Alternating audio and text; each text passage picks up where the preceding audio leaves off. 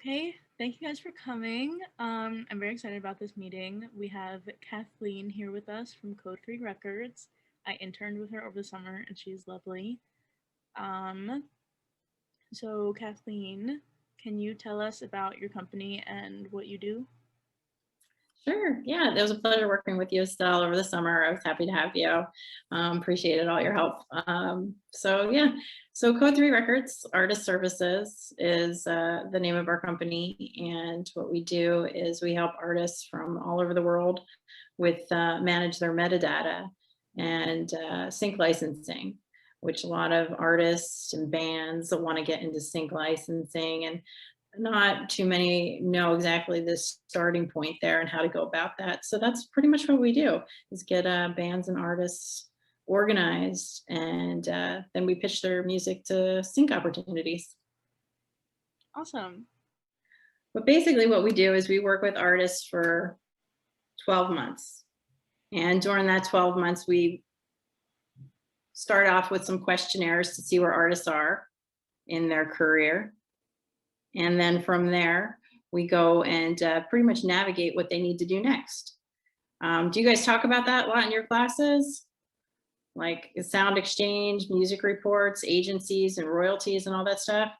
We talk about it, especially as freshmen. It's part of our music industry courses, but I feel like sometimes as we progress, some of us forget about it too. So yeah, it's kind of like general coverage of those topics, but they don't really go into a lot of detail about it. Okay, well, and they all do different things. So, I mean, that's where a lot of artists don't really understand, you know, what, if you get music played on satellite radio, how do you go about getting paid for that? If you get your music placed in a TV show, how do you get paid royalties for that? And each one of these systems that are out there is something that you have to know how to, you know, not only join and be a part of, but you also have to provide them with the metadata that they need. Do you guys talk about metadata in your classes? Nope. No, okay. So that's pretty much the most important thing right now in music is metadata, because that's how artists and bands are going to get paid. And it's basically raising your hand and saying, here I am, I'm over here, here's my metadata, here's my music, here's my bank account, you can deposit my royalties here. And what happens is a lot of times that artists and bands, songwriters, they don't know they need to do that. And so what happens is those royalties go uncollected, or they get collected by like the major labels like Universal, and they get like lumped into what they call the black box.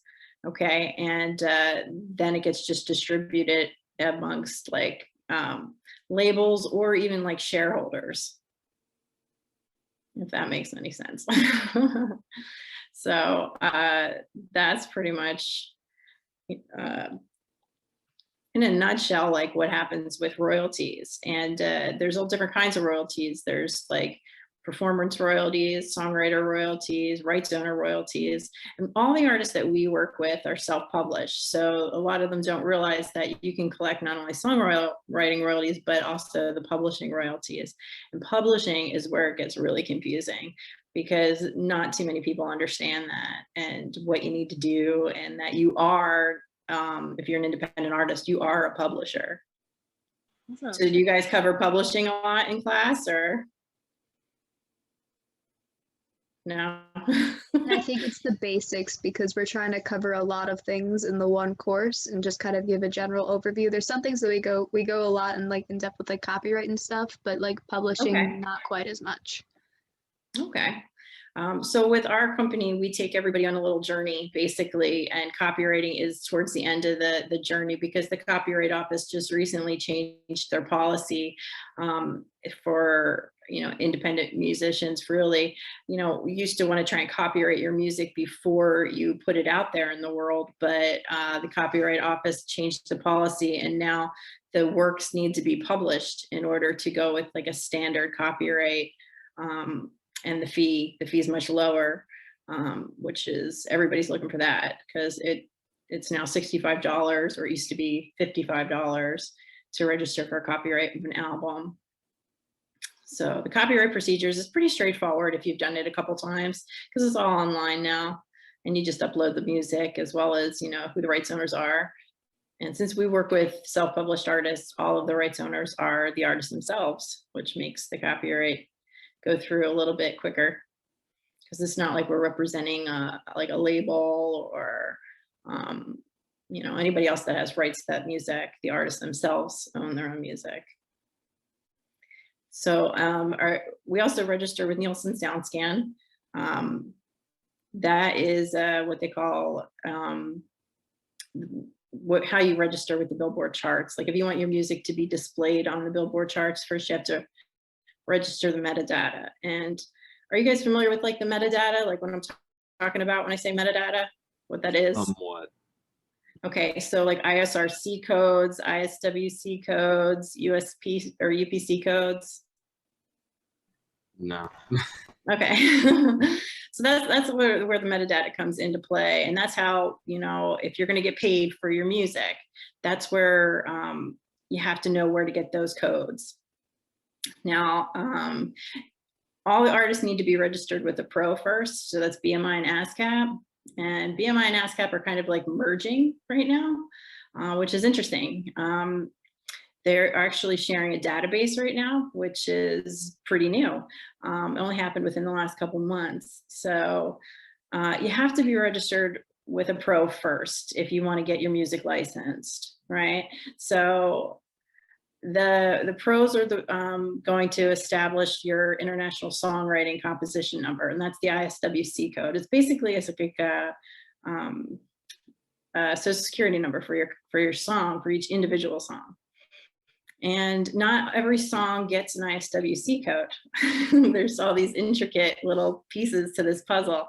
So if you're in a band and two of you are registered with BMI, but the other two songwriters are registered with ASCAP, you're not going to get issued an ISWC code, which means it makes it a little bit more difficult to track your music in the digital world. So if you're a band and you're 4-piece and you haven't registered with a pro yet, we always say register with the same pro. You know, make sure if everybody wants to go with BMI, go with BMI. What's the difference between BMI and ASCAP? Nothing. They're Coke and Pepsi. Customer service. Sometimes BMI has better customer service. That's, in my experience, that's what we've encountered. But ISWC codes are just one of the pieces of the metadata. So most of the artists we work with use DistroKit for distribution. A lot of people, they can use CD Baby and TuneCore. We're not really fans of those guys because they kind of insert themselves into artist publishing, and that you have to steer clear of. They charge you to basically steal your publishing, and they make it really difficult to license your music. So that's where a lot of confusion comes in with what we do. We have to get a lot of artists out of their CD Baby or TuneCore publishing deals, which is tedious and time consuming, but it can be done. But anyway, so your distributor is gonna generate the metadata, ISRC and UPC codes, which are the other two pieces that you need to track your music to find those royalties that are out there in the world. Let's see, what else do you need? IPI numbers. Do you guys know what IPI numbers are? Okay, so that's like once you register with your pro as a songwriter, you're going to get issued an IPI number. And an IPI number as a songwriter is basically your songwriter's social security number. And that's another piece of metadata that you need to use when you're trying to look for royalties that, you know, for your songs. If you are self-published and you have your own publishing entity, you can get a publishing IPI number also from the PRO, like BMI, ASCAP. And that's another piece of the metadata puzzle. So once you put all these numbers together, all this metadata together, these are numbers that you have to submit in like spreadsheet form. And that's the spreadsheets that'll go to Sound Exchange, Music Reports, Harry Fox, and now the MLC. Are you guys familiar with the MLC? Mechanical Licensing Collective. Okay, Congress just put together a law in 2018. So and they appointed the Mechanical Licensing Collective that is basically a blanket license. And so if you have any music on Pandora right now and you want to collect your rights owner and songwriter royalties, or not songwriter royalties, I'm sorry, publisher royalties, you have to go through the Mechanical Licensing Collective. And you have to submit your metadata. That's how they know how much you of the royalties they collect you're entitled to. So it's a big web. It's a big, ugly, messy web to get royalties, and it's terrible. And whoever designed it is, probably did so intentionally. But once you figure out exactly what you need to do, then you have to navigate it and know how to plug that metadata into this digital system and collect your share. Did you guys have any questions? I can go off on tangents for a long time with this. I have a few questions written out. I just received your email. Did you still want me to share Okay. what you sent? Yeah, sure. Okay, yeah, there it is. Okay, so that's like what we call like our Code 3 Records roadmap. So when we work with artists for that 12 months, this is what we're going to do and how we're going to do it, because it is a process. And usually, like I said at the beginning, we start out with questionnaires, and we send the artists 3 questionnaires. The first one's basically yes or no, have you done this? What do you need to do? The second questionnaire is to gather that metadata, because from the distributor, if they've already signed up with a distributor. The third questionnaire is to gather their ownership information. If there's 4 writers in the band, then everybody should own a piece of that. If it's a sole singer-songwriter, then obviously they're usually the owner of the music. Make sure they didn't use any samples, because you can't use samples in your music, because then you have to give that writer or that artist or that piece of music credit. Okay, and then step 2, we register with the pro. If their artist isn't already registered, we'll get them set up with Bmi or Ascap, their choice. And then from there, if they need help with distribution, we go to step 3. We'll help them, and we'll go right to DistroKid, because we found that they're just easier to work with. They get music pretty quickly to the platforms like Spotify and Deezer and Rhapsody and all those good places. From there, we create a master spreadsheet for our artists, okay? And it's all that metadata I was talking to you guys about, like the UPC, the IPIs, all that. We compile the whole mess of metadata that they need right into one spreadsheet. And then from there, we register their music with the Nielsen SoundScan, so their music has an opportunity to show up on the Billboard charts. And that's more metadata. That's inserting the UPC codes and the ISRC codes. And once that's done, then we're ready to pitch, and we're ready to try to license their music. And that's basically with our network of music supervisors, producers, and directors. That's just our personal contacts that we've had, and I've been doing this 20 years. So over the course of 20 years, we've got quite a good rapport with a lot of good music supervisors and directors and so forth, and indie projects that go on. Just recently, we licensed a song to an indie project that's going to be at the festivals, but I think that it's not the same, because this year it's like all these online festivals and everything. But that's pretty cool. So we're excited about that. That's the fun part. Licensing music to TV film, that's the fun part. From there, we register with music reports. Now, music reports, you have to register as a self-published artist, and you're able to collect your publishing through music reports. And that's a pretty nice agency, because you can see the royalty collection come right up on the dashboard once we create like the account for the artist that we work with and we submit their spreadsheet. Each of these agencies has like agency specific spreadsheet. So Music Reports has its own. So we pull the metadata that we compiled from the master spreadsheet and we put it into the Music Report spreadsheet. And so when our artists have their accounts all established and their music populates in the account, they're able to log in and they can see, oh, okay, like Amazon, I got $1.40, or like well, it used to be Pandora, but you know, I got like $100 from this platform, you know, so that's really cool that you can see that in real time. And then Music Reports also offers licenses. So, you know, if the artists that we work with are self-published, so they're able to opt into these licenses as a publisher. And some of the licenses are like TikTok. You know, a lot of people are like, oh, I want to get my music on TikTok. Or, you know, like I've get like 1.5 million TikToks, you know, and we have an artist that had that happen, 1.5 million TikTok plays, and he made $15.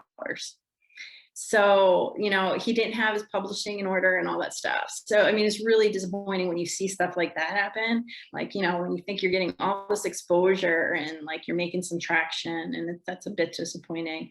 But we got him set up with the publishing now, and like through Music Reports. So now he is officially licensed to TikTok and has a direct license with them. So he should be accruing more royalties now. So that's exciting, and that's why that's important. From there, we go to Harry Fox, which we used to submit that to them, but as of January of this year, they changed their policy. So now it's $100 to join. So in place of Harry Fox, we're going to go with the MLC, which is the Mechanical Licensing Collective.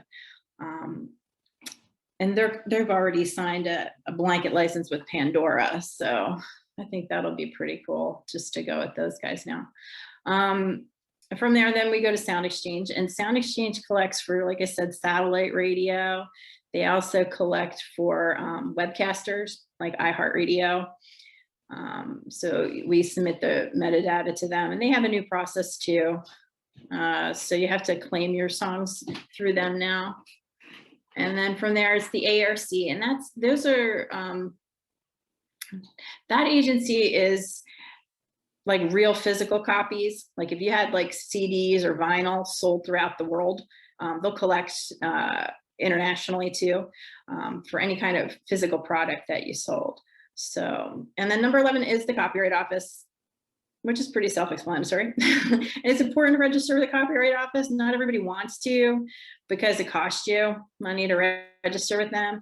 But what we learned from like over the years that we've been doing this is if you're not registered with them, you could actually miss out on royalties, because what happened to us about 10 years ago was we had some music on MTV and we had some music on some different channels, and it got collected by Getty Images, some of our logos and stuff like that. And we were able to go back and recoup old royalties because our music was registered with the Copyright Office, and we could prove that. So that's important. And then the last registration we do is TiVo All Music, and basically it's a database, and it's just kind of a complimentary service that we do for artists, because you know, it's a spreadsheet and the artwork, but a lot of digital platforms pull information about artists and music from the TiVo All Music database. So to have your music incorporated in there with the metadata, it's just helpful to, you know, generate some awareness about your music, so you're not just like in a haystack, you know. But that's it. And that usually takes us about 12 months, because each one of these registrations takes a bit of time to, you know, submit in their format, and they'll require like W-9s, voided checks, driver's license, and to get artists to do those things can be challenging. Sometimes, you know, you gotta just wait for them to get you what you need before you can move forward. But that's the scoop. That's the layout of our business, and that's what we've been doing since 2018 now. Any questions? How did you get started in all of this, in licensing and PROs and all that? Yeah, I just started managing a band when I was like 20. And it was just pretty fun to manage a band. And then we went on tours, and just really liked music. And then I got interested because we managed to get a song in a cartoon that aired at the Sundance Film Festival. And that's really what kind of sparked my interest, was how does that work? You know, how do you get paid for that? And, you know, it went from there, really. Just then it was, you know, what else is out there? What else do you need to do? And just learned a little bit at a time as I went. It just realized that there's a real need for doing these kinds of things because it's tedious. Nobody wants to do it. But I think it's important because, you know, the independent artist is it really does propel this industry. I mean, if you think compared to just these major label acts that really don't own their music. I mean, so many artists, like, you know, from, you know, way back, like they re-record their music because they don't own it. And if they want to license it or even perform it, sometimes, you know, they're not allowed to because they don't own it. And that really didn't sit well with me. So this is a way forward. Awesome. Where do you think is the best way or the best place to learn about licensing? Well, that's trial and error, and that's over time. Because most, I think, is just to actually look at agreements, look at these license agreements. And you can actually do Google searches for them. You know, what's a license agreement look at, like, because they're all different. Every single one that we've ever signed has been different. You got to figure like what's important, what to avoid, and what do you want it to say. And the biggest thing that we've learned was write your own. Write your own license agreement, and know how to do that, because then you know you're in control of what's going to happen. Cool. What publishing success stories or big failures have you witnessed during your career? Publishing success stories. Well, that would be us. That would be the self published that artists that we, you know, work with, you know, because then they're recouping royalties for themselves directly. Failures, I mean, the artists that come to us that have already, not without realizing it, have already sold their music to other entities.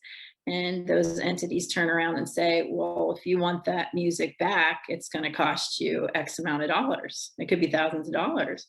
So that's a fail. And that situation, I always tell people you could re-record it.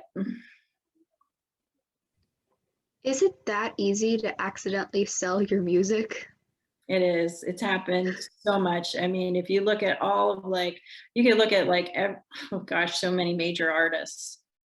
I mean, don't own their music. And up to recently, my father, who's a country fan, just realized that one of his favorite country artists wasn't performing this one song, and it's because he didn't own it anymore. And where he wanted to publicly perform that song, the record label wouldn't let him. So, I mean, he's multi-platinum artist and can't perform a #1 hit is that. That's your song, you wrote it. Seems silly. It seems silly, but oh yeah, it's yeah, it's a problem. Are there any ways that like we as artists can avoid falling into traps like that? Read your agreements, ask a lot of questions, you know, because there's been so many, there's still really bad deals out there. I mean, you can look at Taylor Swift, like the last 2 years, she's been fighting the Carlyle Group to get rights back to her music. And people can say, well, you know, she's Taylor Swift and she made millions of dollars. Well, that's true, but she doesn't own her music. And that is just basically learning and understanding agreements and what you're signing. And just to ask a lot of questions. And the best thing is to have your own agreement. Present your own agreement, because you know what's in it. Do you have any other advice for independent artists who are registering their music on their own? What do you think is the most important thing that they should know? Register with the pro. Make sure you're collecting 200%. And a lot of people don't understand what that is. And that's just both sides, songwriter and publishing. Claim that, you know, claim that off the bat. because then you control it. I had a songwriter that, was working with a producer, and she said, I want to give my producer the publishing share. I'll take the songwriter share because I wrote the songwriter share. And she didn't realize that by giving him the publishing share, she was actually giving away the control of her music. So I'd explained that to her. I said, you're better off giving him a writer share versus the publisher share. So understand publishing, understand that you are the publisher and what that means. And that's what working with us really does, because people start to understand it a little bit better. Awesome. Does anybody have any questions? I have a question. You were talking about the artist who only got $15 when their song blew up on TikTok. When you were able to get the rights to his music, were you able to get that money back that he was? We won't know, because that just happened recently. And that's the other thing about the royalty collection process. It could take 2 years before he sees a return because of the way it trickles down. An example of that was we have our own publishing catalog at Code 3, our personal catalog, and we tried to collect some international royalties for some music that we had on the Showtime series Shameless that was broadcast all over the world. And to get some of those royalties internationally, we waited about 18 months.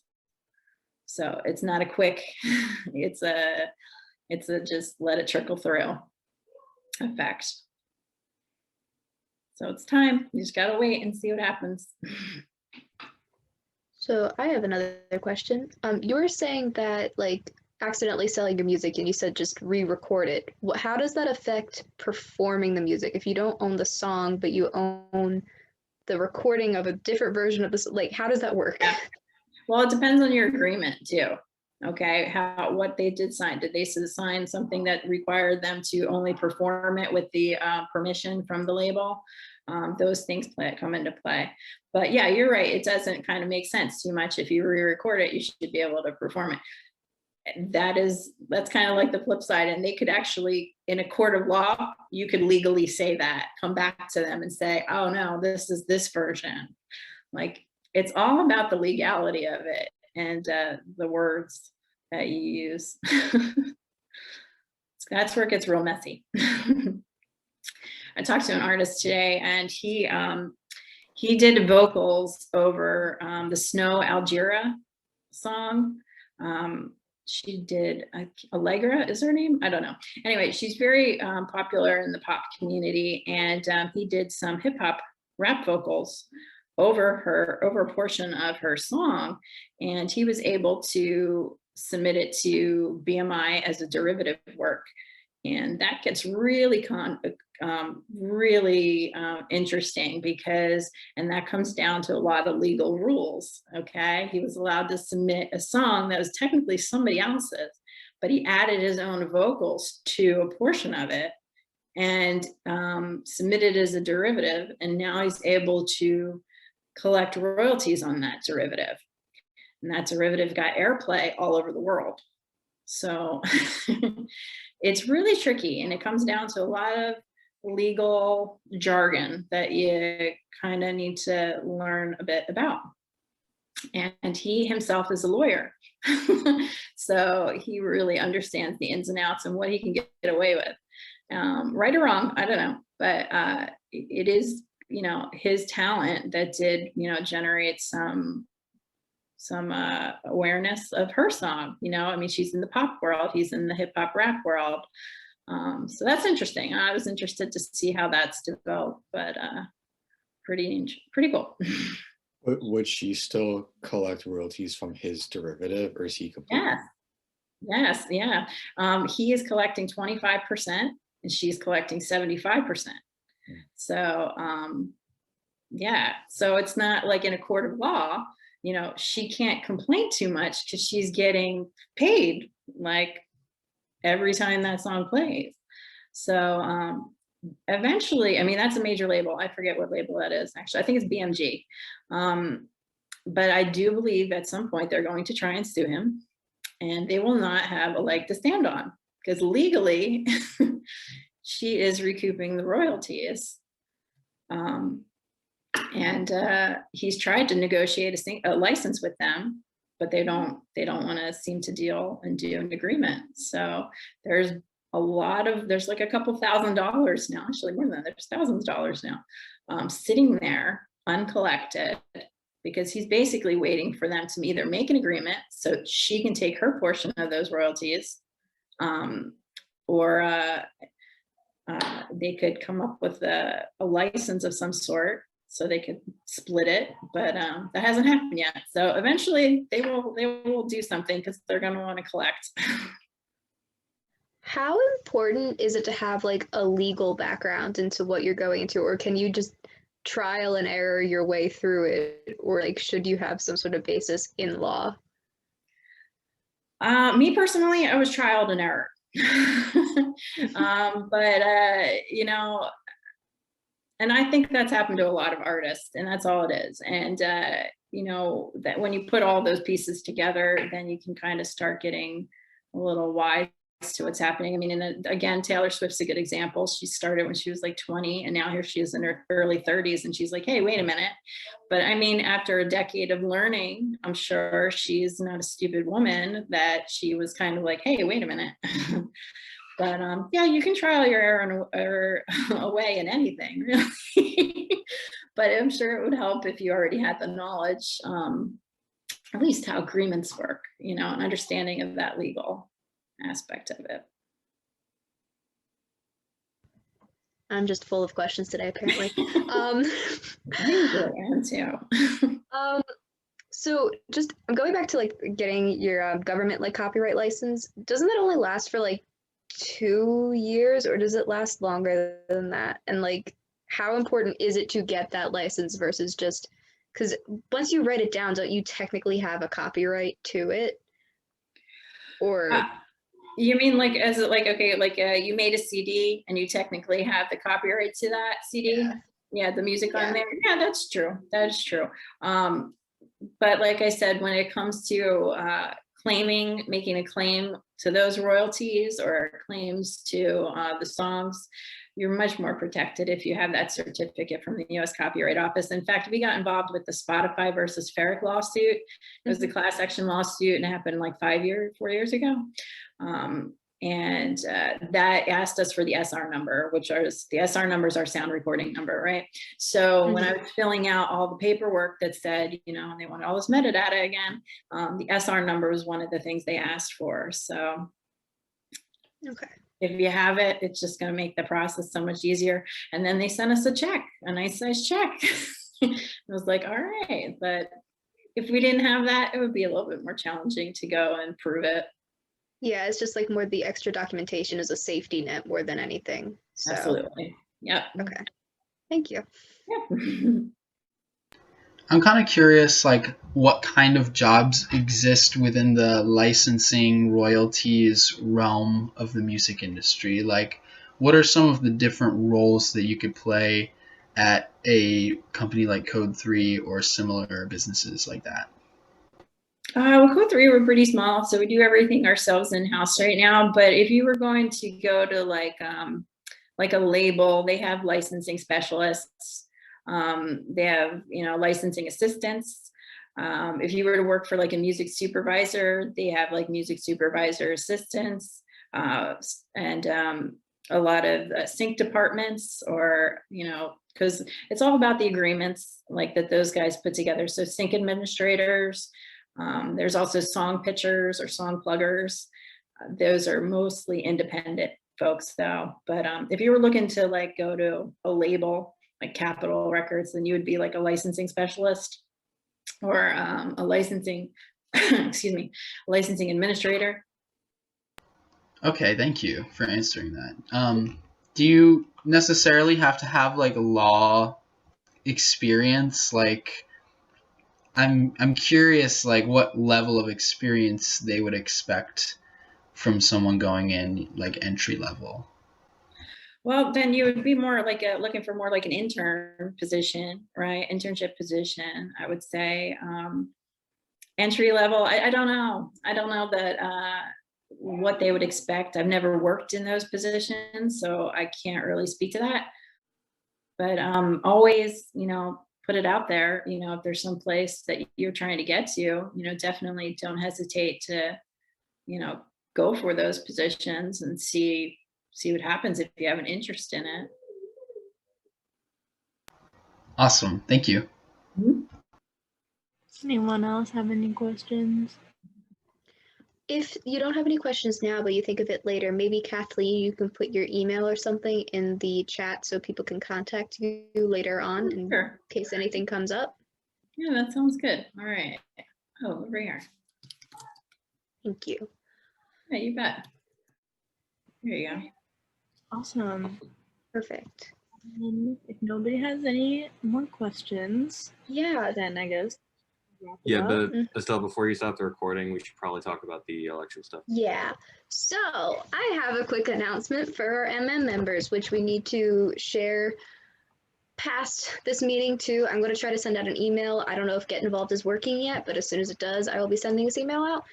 But we are doing elections soon for new board members. That way there's a better transition period where you can kind of be under us for a bit and actually learn the ropes instead of being thrown into cold water like most of us are. So the process is we will be sending out a Google form and you can nominate anyone. You can nominate yourself. You can nominate whatever for any position. And then next week we will be having defense. So like anybody who accepted their nomination will come and talk on the position that they have. We'll have a regular meeting too, but it will be in conjunction with it and it'll be recorded, and then voting will happen throughout the week. And then the elections will be March 17th. I feel like that's right. Yeah. Okay. So yeah, it's a pretty simple process, but we just want to make sure that we're not kind of making it very difficult for anybody who is new to the board. It's possible that there might be repeat board members because some of us aren't graduating, so we'll probably still do defense, but that doesn't mean that we'll necessarily be still be on the board. So we just want to make sure clean transition periods, get this done. And yeah, so if you're interested, you can nominate anybody, and yeah. You can Sounds good. nominate yourself for the position you want if you want that. Yeah. So Yep. And again, you have the ability to either accept or decline. So we'll email you and That's- say that's like, really- hey, you've been nominated for this, and then you can tell us if you want it or not. yeah, it won't be a surprise, I promise. And again, I will send out any emails and all that. And if you have any questions, please contact me. I am here to answer them. So yeah, that's basically it. So yeah. Cool. And thank you so much, Kathleen, for coming You're and talking to welcome. us. And anybody who has any more questions for her, feel free. I'm sure she'll be fine answering our questions. All right, that's what I do. Yeah, and learned a lot. So Good, good. thank you. Good stuff. Nice chatting with you guys. Take care. Thank you so much for coming on, Kathleen. You bet. Thank you. Bye, guys.